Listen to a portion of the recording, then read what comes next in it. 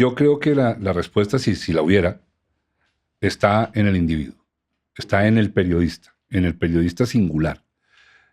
Como ya te dije, yo estudié en la facultad de periodismo, luego fui profesor en esa misma facultad, y yo veía la angustia de los muchachos cuando yo era profesor por, por hacerse a algo que les permitiera conseguir trabajo, porque en Colombia la carrera es un vehículo estomacal, no es un vehículo ni epistemológico ni filosófico, es un vehículo estomacal. Entonces, si la carrera no te va a servir para comer, entonces no debes estudiar esa carrera. Y si la estudiaste, tienes que hacer que te dé para comer sí o sí. Entonces, la angustia de estos muchachos de tercer semestre en comunicación social de mi universidad era cómo conseguir trabajo. Su pregunta no era cómo diré la verdad, cómo voy a ser el periodista que yo me sueño ser, sino cómo conseguir trabajo. Sin embargo, el hecho de que hubiera este mito nebuloso de la objetividad, y te aclaro, no la estoy defendiendo, solo que quiero que me ayudes a mirar este futuro nefasto que yo veo. El concepto de la objetividad, así como el que acabaste de desarrollar hace un ratico, el de la caballerosidad, claro, son conceptos quizás además arcaicos, pero que de todas maneras el de la caballerosidad debió servir para que mucho canalla no le pegara a su señora. Y el de la objetividad servía para que hubiera cierto pudor con dónde estoy yo, dónde está la noticia y dónde está mi receptor. Ahora, a partir de, voy a echar la culpa a pobre Rush Limbaugh, que ya se murió, pero debieron ser muchos más, pero a partir de los Rush Limbaughs del mundo, de los Donald Trumps del mundo, sí, de los Rupert Murdoch, señor, ¿cómo se llama? ¿Cómo se llama el de Blue Radio, apellido Morales? De ese señor, de la señora Vicky Dávila en Semana. Entonces, el modelo que tiene el muchacho de tercer semestre es, no, la clave es que yo salga como un guerrero a vociferar mis puntos de vista, porque eso, uno, me hace notorio. Dos, me da likes, porque además ahora tienen la opción de likes. Y tercero, me hace lo suficientemente visible para que no puedan prescindir de mí. Entonces, la pregunta acá, si volvemos al individuo y pensamos que es en el individuo en quien tenemos que sembrar unos códigos de conducta que le permitan convivir en sociedad con la herramienta de los medios de comunicación, ¿qué pensaríamos para decirle, mire, hágalo, pero tenga en cuenta estos preceptos mínimos para que su comportamiento sea democrático y respetuoso del resto de la humanidad?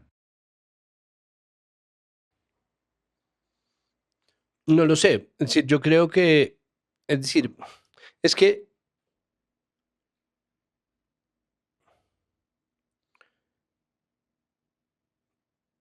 yo al respecto me siento partido en dos. Es decir, hay una parte de mí que está buscando encontrar la mejor solución para redireccionar las cosas que están pasando ya. Y en esa medida, yo no sé cuál es el optimista y cuál es el pesimista, pero hay una parte de mí que está pensando, esto va a seguir siendo así, tendríamos que generar una contención para eso, como salvar lo que se pueda en un entorno que tiende a ser más así y así. Entonces, patrocinar periodismo independiente, generar chequeo de datos como una práctica, ¿no? Exigir, fortalecer a las audiencias para que encuentren cada vez más manifestaciones tangibles de un poder activo, es decir, la posibilidad de hacer reclamos y ser oídos, ¿no? La posibilidad de que la audiencia reclame. Me hiciste pensar en algo, como que los periódicos tengan un sello, como el contexto de eso, y es que nosotros hacemos fact-checking con la industria, no sé cuántas, no sé qué. De repente estoy siendo muy concreto, eso pero... podría ser, eso ¿no podría cierto? ser una manera, claro, reclamar como chequeo de hechos. Entonces, ahorita eso se da de manera silvestre. De hecho, ha sido muy interesante ver que incluso entre periodistas que antes no se pisaban las mangueras entre sí, están empezando a contradecirse, a señalarse cosas. Entonces, yo sé que eso a principio se ve como una pelotera, porque es un poco una pelotera, pero al mismo tiempo Bueno, ya está es una bien. pelota de No, la ya todo es una pelotera, pero digo, es una pelotera en la medida en que es como, ¿a quién le creemos? Si los dos son periodistas, ¿no? Entonces, tratando de salvar la idea de que a los periodistas no se les debe creer, que es el extremo muy vicioso al que ya se ha llegado en gran medida, ¿no? Y se ha llegado más desde un lado y desde el otro, porque es que durante el movimiento Occupy en 2011 se esgrimía la frase no le crea a los medios corporativos, y esto era un movimiento de izquierda. de la nueva izquierda norteamericana, de un movimiento del cual hacía parte o vino a ser parte después Bernie Sanders, pero al cual pertenecen Noam Chomsky y Howard Zinn y gente ilustre de la izquierda estadounidense que no tiene un espacio en el bipartidismo para expresarse y que creó desde un lugar mucho más anárquico, mucho más creativo, mucho menos estrictamente político o estrictamente marxista, un espacio como el Occupy Wall Street. Y ellos decían, no le crea al corporate media. Y tenían razón, porque es que a los medios corporativos hay muchas cosas que no se les puede creer.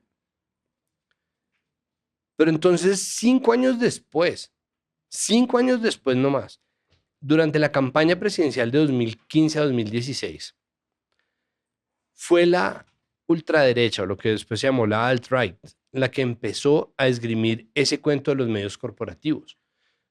Porque cogieron esa misma frase, lo pegaron de la conspiración del Deep State y de la conspiración de que el Estado está en confabulación con los medios de comunicación para desinformar acerca de el ilustrísimo Donald Trump y bla, bla, bla. Y empezaron a decirle, no le crea a los medios corporativos. Y ahora tenemos un escenario en donde por un lado y por el otro, y ya realmente por todos los lados posibles, porque ya no existe solamente una extrema izquierda y una extrema, no, eso obviamente no, pero ya desde todos los lados se está desvirtuando el trabajo periodístico. Y el periodismo que sostiene grandes lugares de poder se nutre precisamente de ese descrédito. Entonces, claro que tenemos que atajarlo. El problema es, bueno, entonces hay una parte de mí que quiere contenerlo, como decir, tenemos que empezar a buscar espacios, mejorar o dialogar con las facultades de periodismo para que se haga mejor el trabajo, para que esto se empiece a mapear como es. De hecho, antes de este momento que estamos viviendo, ya las facultades eran insuficientes, porque las facultades todavía trabajaban como si fueran los 90 o comienzos de los 2000, en donde había muchos cupos de trabajo, muchos puestos de trabajo potencial mejor pagados o prácticas pagadas, cosa que ya casi no existe en medios de comunicación grandes, y que si uno salía de periodista podía aspirar a tener un puesto en un medio de comunicación. Eso ya no es verdad. Eso pasa muy poco. La crisis económica sigue siendo verdad. El medio que se supone que es el más cliqueado del mundo mundial por cuenta de un cambio en el algoritmo de Google, tuvo que despedir a 80 personas o más, si no estoy equivocado. Y esos cambios que van a seguir pasando porque el piso de los algoritmos está hecho por empresas privadas para otras empresas privadas y los medios están tratando de navegar esa ola. Y cuando diseñan su modelo de periodismo, su oficio, para eso que es una ecuación matemática, ¿qué tal idiota? Una ecuación que nada tiene que ver con la información, con la verdad, con la opinión, con el desarrollo editorial, pues vamos a tener un problema mucho más profundo porque entonces estamos haciendo noticias para máquinas y no para humanos. Entonces somos todos unos imbéciles y tendríamos que encontrar un modo de cambiarlo. Pero las facultades siguen dándole a la gente clases como si fueran a salir a ser contratados por cualquier Caracol o cualquier RCN. Eso no va a pasar. Eso no va a pasar. De hecho, yo que estudié artes, cada vez veo más a los periodistas como artistas plásticos. Entonces tienen un oficio que está naturalmente pauperizado, en donde les toca colectivizarse, ¿no? Hacer tropas creativas, unirse para proyectos, hacerlo y después soltarlo, volver a crearlo, hacer oficinas con ecuaciones mucho más o mucho menos ambiciosas, pero mucho más costo efectivas, que generan, son muy parecidos a los artistas plásticos. Es sorprendente, me da un poco de risa, me da un poco de pesar y me da un poco de orgullo porque les está tocando meterle cacumen a algo que antes no le metían cacumen y es cómo nos las vamos a arreglar para defender nuestro propio oficio desde la ecuación que configura un negocio. Entonces hay una parte de mí, de nuevo, que busca salvaguardar lo que se pueda salvar, como vamos a, no, como atajemos esto, financiemos más medios independientes, busquemos más becas, que generemos audiencias mucho más fuertes, capaces de exigir y jalonar cosas como pasa en las redes sociales, pero más, ¿no? Que la gente pueda hablarle a la cara a los medios de comunicación y tenga poder e incidencia real. Para mí eso sería lo ideal. Y hay otra parte de mí que dice que se derrumbe todo, que se acabe todo, todo lo que hay, porque nada sirve. Es decir, Nada de lo que está pasando sirve. Estamos en un escenario, a la luz de esa parte de mi cabeza, en donde los medios grandes tienen la posibilidad de esa ecuación que les da el poder, o sea, esa plata que tienen y que se gastan, y muchas veces en números rojos que se gastan en desinformar, les alcanza para modificar la ecuación para mantenerse ahí y seguir desinformando, incluso con los cambios de algoritmo, con las faltas de plata, con el hastío de los medios de los grandes grupos económicos que los sostienen. El activo principal que traen esos medios de comunicación, que es prestigio, sigue existiendo. Y lo mejor que podría pasar es que deje de existir. Si no existe credibilidad para un periodismo, no va a existir para ningún periodismo. Y tal vez, a mí no me parece que eso sea lo mejor, pero esa parte de mí piensa, tal vez, que hijo de putas, ¿no? Que se vaya al carajo, ¿no? Que se vaya al carajo todo y que dejemos de estar pendientes de Ven, las pero peleas entre en la periodistas. parte 1, que ya Ajá. mencionaste, y después de esto vamos con Ken Quejer. En la parte 1, tu sueño es que las cosas de buena fe mejoraran para que mejorara la información y saliéramos de esta mazamorra de subjetivismo Sí, y tuviéramos algo de información más o menos confiable. sí. Entonces, en tu versión 1 de la película, eso pasa. En tu versión 2 de la película, se llega al desmadre y ¿qué pasa? No, pues es que eso es un poco lo que ya está pasando. Y es que no existe la verdad. Pero eso es una cosa que nosotros ya tendríamos que tener claro. Primero, la desinformación es un fenómeno aislado. La desinformación es un fenómeno existencial. Nosotros estamos nadando y respirando desinformación. Mucho de lo que se nos dice son mentiras, no todo. Y la verdad ya no es una categoría universal. Hay cosas que son verdad, pero el acuerdo social humano de la verdad, de lo que es verdad, no existe. No existe no porque no haya cosas que sean verdad, sino porque no existe un acuerdo en torno a que hay cosas que son verdad universalmente.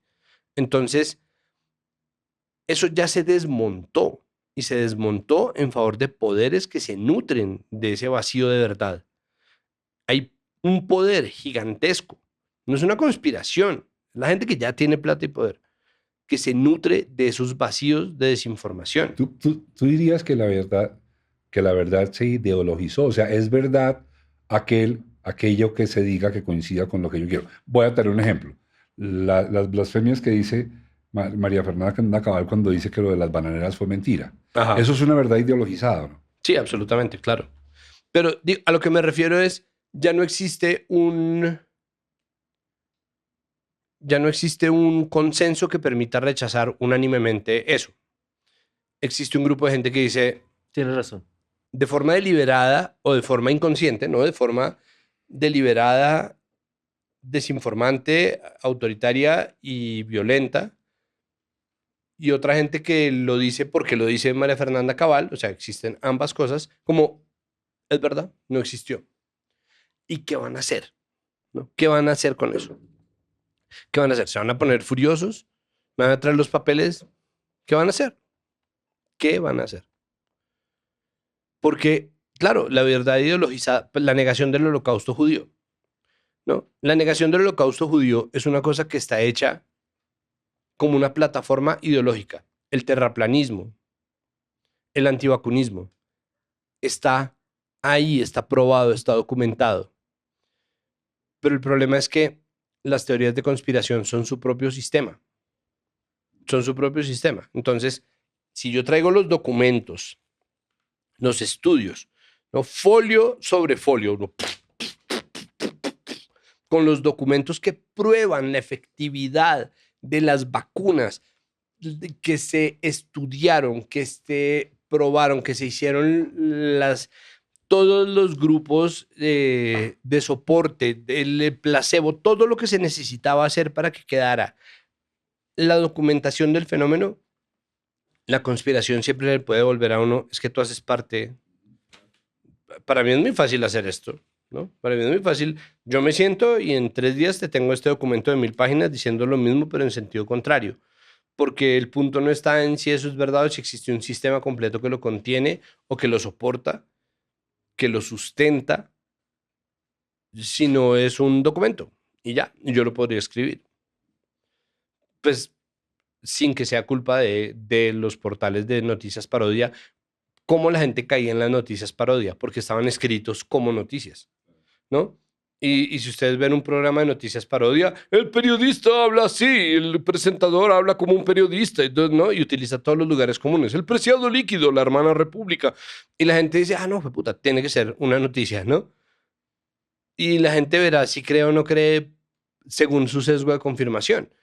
Y eso es algo en donde nos han puesto desde muchos lados, ¿no? Entonces, un lado sí son los negocios, porque los algoritmos nos han encerrado en burbujas en donde tendemos a leer las noticias que nos dan la razón, pero también existe en la medida en que